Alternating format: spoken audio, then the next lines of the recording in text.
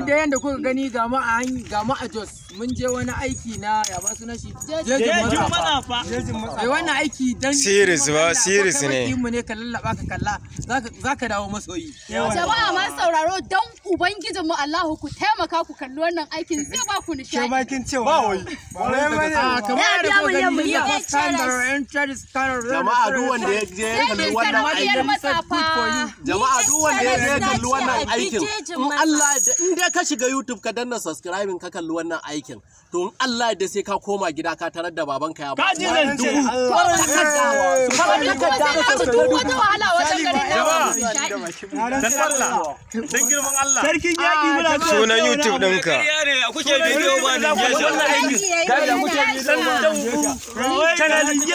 dan Allah ku daure Allah sarauta ga mu kwata kwata sagir fashion